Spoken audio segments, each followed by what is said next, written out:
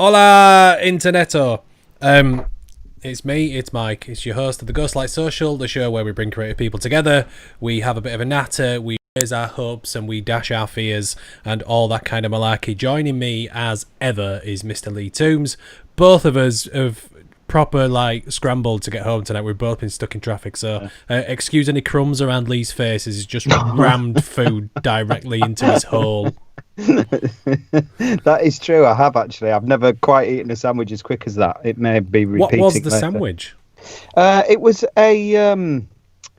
a beef burger, but it was one of those what do they call them? The veggie ones. You know, the Impossible Burger. The Impossible Burgers. Yeah. That's it. Yeah, I really like them. I've stopped eating burgers full stop and just sort of having stuff like that. Yeah, they're really good. I'm really interested by the Impossible Burger.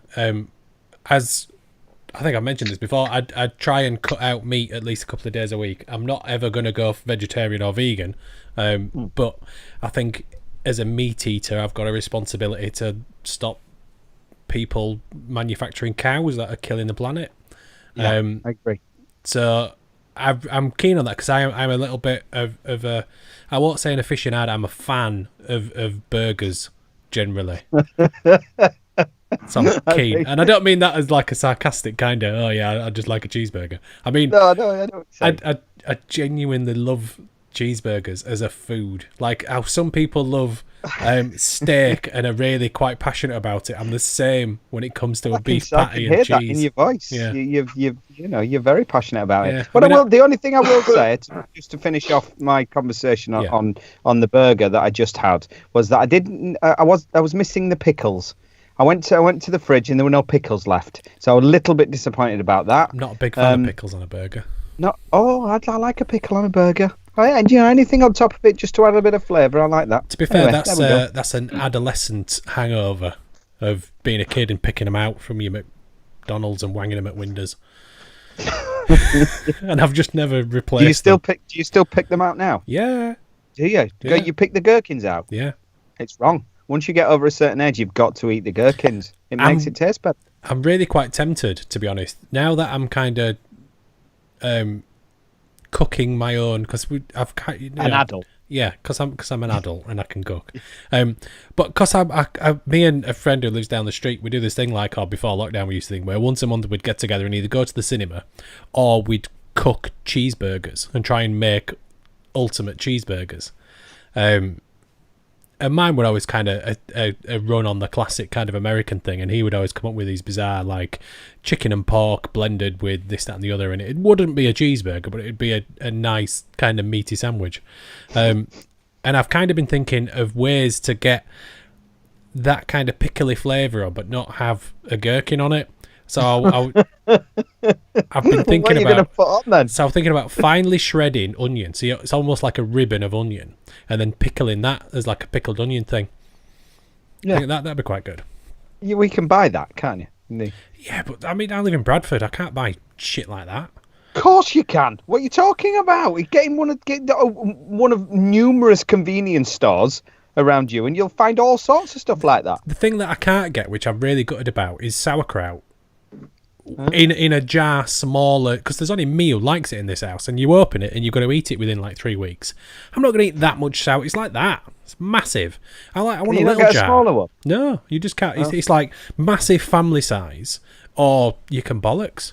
Well, there's obviously a gap in the market. Yeah. Listen, I'm not talking about food anymore because we talked about food a lot on the last episode, and quite frankly, this is getting a bit too foodie for my liking.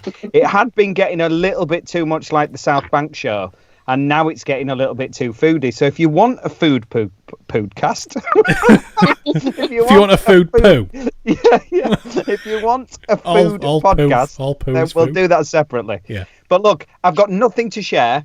I'd like to get straight to our guests, if I can. And what I will say before we do, Mike, before you bring the guests in, because I could see you just starting to nudge slightly and just I was preparing to change shot. So one of our guests I've known for quite a while, a good friend and colleague. So I'm looking forward to that chat. The other guest, because they're not listening, the other guest is a director, right? So make sure that I don't make a fool of myself, because there is potential there in the future. So just yeah, just keep an eye on So, would you like me to do all the talking? yeah, that's probably wise. Yeah, let's get our guessing. Okay. Really, really lucky, and thank you for finally making it work. And I can get you on and together as well, which is great because I know you know each other. So, director Ruth Carney and actor, musician, just all round good egg, Steve Cooper. How are we? We're good, I think. We're all right, aren't we, Steve? Yeah, we're not doing too bad. Losing the will to live a little bit after that bloody pickle scenario. But, although I'm strangely drawn in because, mate, you're not far out. We used to have as a condiment when we were young, just thinly sliced onions with vinegar poured on it, let it stay for a day or something like that, and they're gorgeous on a salad. But then you'd have to get into red onions, balsamic vinegar, apple cider vinegar, but that's down you, mate. And sauerkraut-wise, make your own. Google it, a jar, have a little jar of it. It keeps for ages, the sauerkraut, mate. But Jesus Christ. Stop eating, mate. You were losing the will to live, and now you're advising him on making his own sauerkraut. No, it was a double-edged thing. I was rubbing my eyes, but I couldn't stop listening. I was strangely... Do you have a lot of followers? Is there a lot of... Not really. Not really. We did have, but then we got kicked off and had to start again. So we've just lost one. Well, that's down.